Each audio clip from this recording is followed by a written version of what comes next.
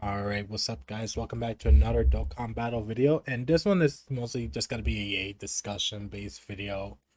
Earlier during the afternoon, I did put out a tweet asking you guys for opinions on what you think of Red Zone that's coming up on Global, and if it negatively impacted opinions of some units going forward in the game's lifespan, and just overall thoughts on like the difficulty of Red Zone and things like that. So I got a couple replies, and I want to try and get my opinion about the red zone situation. But let's just go ahead and get this started.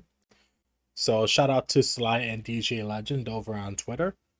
So the consensus is that from what they said in their own personal opinions that red zone is really not the end all be all for judging units, just because we also have similar difficult events like Extreme Super Battle Road, Legendary Goku event, Vegeta events, and events like that. So we have plenty of difficult events to go around, and Wrestle's just not the end all be all.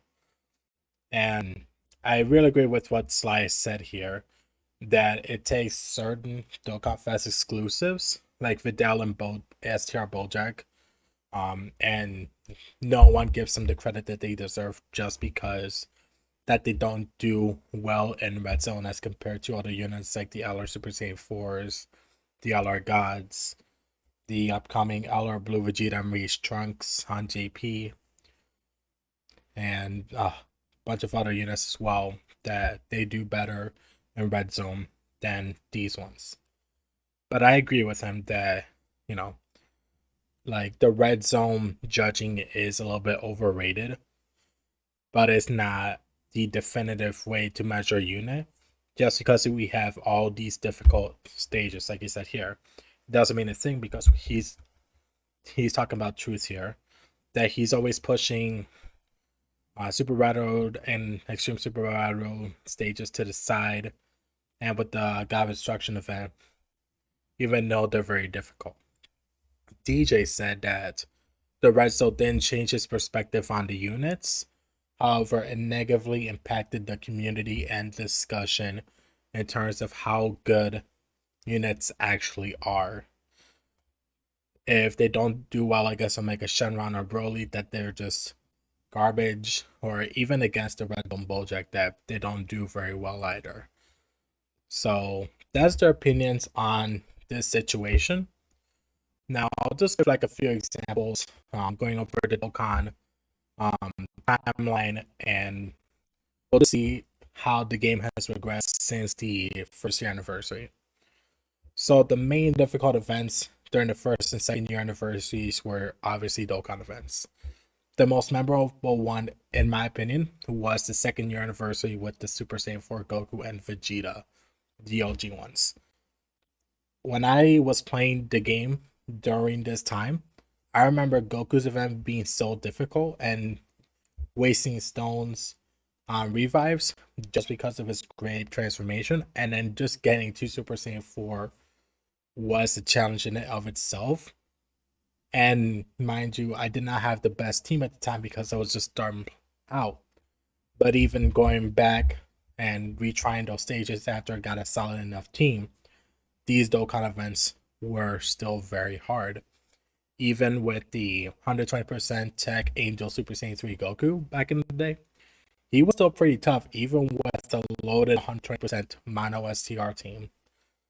And for those that don't know what Mono STR means, it just basically means either Super STR or Extreme STR, and it's just of that one typing, no AGL and physical, etc. on the team, because Global still had the to be released Super Saiyan 4 Gogeta and Omega Shenron in terms of their leader skills that they were to be released. So we couldn't really run any category leader skills until the thank you celebration later in November 2017. But around the second anniversary and first anniversary, the Dokkan events were the hardest stages at that time. So it made sense that we got units around the Dokkan events because when we were incentivized in order to awaken them to their full potential. But at the same time, with harder stages coming up, they actually helped us beat those stages. And that's why we get into Super Battle Road. Now, this came out during 2017, uh, around October 28th of 2017 on JP, and in February 2018 on Global. And this is where the difficulty started to increase for a lot of players. Because at that time, we only had 10 stages, one for each type: Extreme HGL, Extreme Tech, Extreme Int, Super SDR, Super Physical, Super Tech. All those typings, we had stages for those. And I remember where the Truth did a live stream and used Jacko, well, the Tech Jacko, in Shoutsu on the Super Battle Road stages, and they were helpful because they had certain passives that allowed stunning of the enemies for that one turn. So there was some strategy involved in the early days of Super Battle Road where you needed to figure out what you needed to do to either slow down the enemies or take them out as quickly as possible, because at that time they're hitting for 300 plus damage, and we only had defense of around 80k through 100k on average. Now it just seems that, that defense, that number, just saying it out loud doesn't mean a whole lot. Like, oh, we have 300k defense units bare minimum. But at that time in 2017 and 2018, that's all we had. So the units that we got for the 120% leader skills, along with the Resurrected Warriors category that we had back then, we had a few easy A units like the Super Saiyan 3 AGL Goku, and I believe Tech Perfect Cell around that time. We had those easy A's, and they still made it difficult. That's just how hard Super Battle Road was and how ahead of its time it was, until we get to the third anniversary with the LR in Super Vegito and LR Physical Gogeta. And I remember when I pulled those units, decimating the versus Extreme Tech and the versus Extreme Int stages of the OG Super Battle Road, they were easy because one, the LR Super Vegito and LR Super Gogeta had a category leader skill of 170, and they gave 120% to the normal typings, and running both of them at the same team made the stages pitiful in terms of difficulty. That's how ahead this stage was. Now, here's something different: the OG Legendary Goku event. Now, this dropped in 2019 for Global and JP. And when I say that this event was practically ahead of its time as well, we did not know in the beginning how STR UI Goku and how Int UI Goku were going to function, if they were going to dodge, how much damage reduction they had, etc. when beating this, because they said that this is a challenge that is par with Super Battle Road. And when we thought Super Battle Road at that time, I think we only had 10 category stages and 10 of the OG ones. So we thought this was going to be a pretty easy event. Though did we know SR UI Goku dodged, he had somewhat good damage reduction, and Int UI Goku was arguably the hardest boss in the game. So with their dodging, damage reduction, high attack potency, you had to figure out a strategy in order to beat this event, just like with the old Dokkan events and with the OG Super Battle Road. And since there was basically at least one fight of each typing, it wasn't so easy as to make a team of just one and beat the stage, because at that time leader skills weren't developed enough in order to be able to combat this challenge. And They intended this in order for us, the players, whether new or experienced, to beat it over time and not just beat it at once. That's why they had missions that said you beat Super Saiyan 3 Goku, you get some stones. You beat Super Saiyan Blue, you get some stones. And then you get all the stones and just overall missions being completed once you beat into UI Goku. They encouraged you to just go at your own pace, figure out a strategy, and beat that challenge that they had at that time.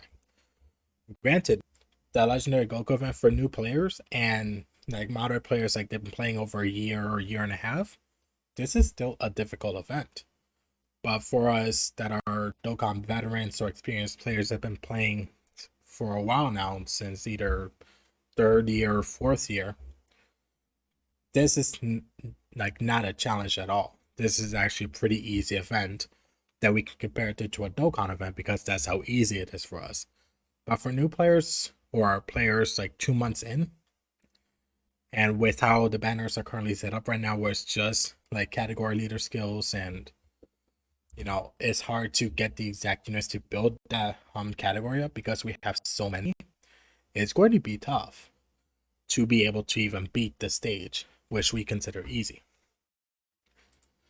And then they came out with Extreme Super Battle Road, which was basically the original Super Battle Road, but I feel it was like 10 times as hard, especially like in my personal experience, the versus Extreme SCR, Extreme Super Battle Road, that was the hardest one for me because of how underdeveloped Super AGL was in terms of defense, in terms of tech, in terms of everything. This really put the skill to the test of how well you know your team compositions, how well you know links, how well you know synergy, all that stuff. And to this day, like if you're going to go over these super battle stages, extreme super battle stages, and try and beat them, you're not guaranteed to beat them in the first try if you're just doing it for fun. There's a few attempts to actually beat these stages again, even though you already beat them to get the missions. And for newer players and the ones that started at least during the 6-year anniversary, if you haven't had that much luck in summoning units, these stages are also tough. There's no way around it. Extreme Super Battle Road is one of the tougher stages you can actually go through because of how unpredictable these opponents actually are. They can either super attack you all at once on the first slot, or they just wait it out and just attack you so many times. Like the Cell and Cell Juniors, they attack him many times. Then there's a Cooler Core, or even in U-Force. If there's no strategy in when you're taking on Extreme Super Battle Road, you're most likely not going to be surviving a song on your first run, but the game encourages you to try again and find out a strategy. And I'll discuss a few more before getting rid as well. And then we had the God of Destruction event that released during the 6-year anniversary in Global Name JP. And when this came out, it kind of hinted in a way to try and summon for AGL UI Goku and Evolution Vegeta, the all-R ones. And they also hinted to try and get Master Roshi, the all-R Master Roshi from the story event, and a few other units as well, because the 4-year anniversary units were there as well. And those other units that were featured, they were kind of hinting at you to go and summon for these units because you might need them. Because it says here, will you be able to overcome the trial of the gods? 4 Mami Zenos can be obtained as mission rewards in this event. And at this time, there were no weaknesses like in Dokkan events where, if you bring Fierce Battle units into Super Vegito's Dokkan event, you'll beat it easier. Little did we know that not only the gods had massive damage reduction, they had large health pools. They can lower your attack, they can lower your defense, they can seal you, they can stun you, they can do a lot of stuff. And if you're going to be a new player, trying this event out, you will be surprised at how much they're dealing out if you're only used to participating in Dokkan events or just trying out the OG Super Battle Road stages. And with the new units that are coming out, they are going to be great for the God Destruction event. They're going to be great for Extreme Super Battle Road.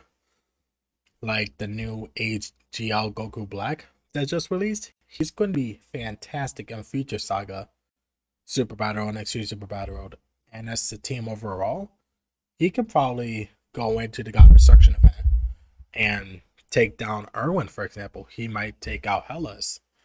It just depends on RNG and what you're able to accomplish in this fight against the Gods of Destruction. So, making the God of Destruction event this difficult is another stepping stone for players. They're just gonna increase the difficulty of the stages, but it doesn't mean that units are going to become irrelevant. Just because every single stage is going to be harder and harder, it doesn't mean that older units are going to get invalidated, because there's always a niche place for these units to shine in, not just one specific one. And then finally, we get to Red Zone that released during the 7th year anniversary on JP and will be releasing shortly on Global within the next few weeks. We got the movie boss edition, and then we got the GT boss edition. Now, as far as I can tell, there's a few tricky ones. For example, Super 17, he can absorb Ki Blast supers. For Baby, he just has that giant ape stage where he can just AoE you. And if you didn't super attack, or if you have enemies with very low defense, you're gonna get rocked. Point blank and simple. Then you have the fight against the Shadow Dragons. As far as I saw, these weren't very tough. Against Omega Shenron, he was very, very powerful. And if you look in the movie boss side of things, you have Cooler, which has the 2-turn super attack, but you always know that he's going to super attack in the last slot. So you can either try and make a strategy out of like holding it out until he does that super attack and potentially counter or bring a damage reducer and put him in the last slot and then take it and then start the phase over again. That can work. Then you have Turles, you have Warlord Slug, which can heal, and he heals a lot, and he has a lot of defense as well. Then you got Janemba, which changes key spheres and has a rage mode. And then you got Broly. He cancels dodging, and he has that AoE's phase on the 3rd phase of his fight. But overall, at this point in 2022, the Red Zone is the hardest events in the game. Now, in my opinion, does this negatively impact units going forward? Yes and no. Yes, in the perspective of the veteran player that already has the latest units like the EZA Super Saiyan Force, the EZA Gods. You have the LR Super Vegeta, LR Super Gogeta. You have Physical Golden Frieza. You have Ant Angel Golden Frieza. Any of those units, they will perform well in Red Zone. But if you have units like Videl, Bojack, or any other units from like 2019, you might struggle, yes. But does that make them irrelevant? No. If you're going to be a new player, those units might help you. Sure, they might not help you in Red Zone, but that doesn't mean they're not gonna help you anywhere else. They might help you in the Legendary Goku event if you're starting out. They might help you in some harder Dokkan events. For example, the Int UI Goku Dokkan at the first stage. If new players are coming into the Dokkan event blind, they might not know that that phase of Goku, the Spirit Bomb Goku, has that one-shot super tech that just ends the entire run. If you don't know about it, then you're gonna get caught by surprise.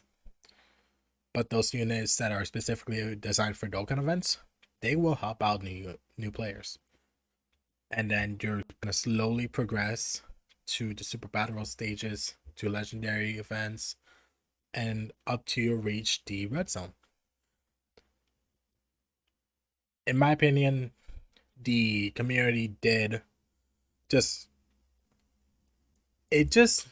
turned around in a way to where it's like, oh, it's not useful in this one event, it's trash. Why did they design this unit? It's not good against Janemba red zone. But in my opinion, if you can find some niche uses for the units, they're still pretty good. So the overall consensus of what I saw on Twitter and of Discord as well, overall the community has its priorities kind of like misconstrued in a way where it only thinks about one certain stage and doesn't think about the overall game and perspectives of other players. Whereas, like in actuality, even if they don't help in one specific stage, as long as you find a purpose in another stage for some newly released units, they're gonna do fine, and they're still gonna be top contenders in the game. But yeah, let me know what you guys think down below, and thanks for watching. Guys, later.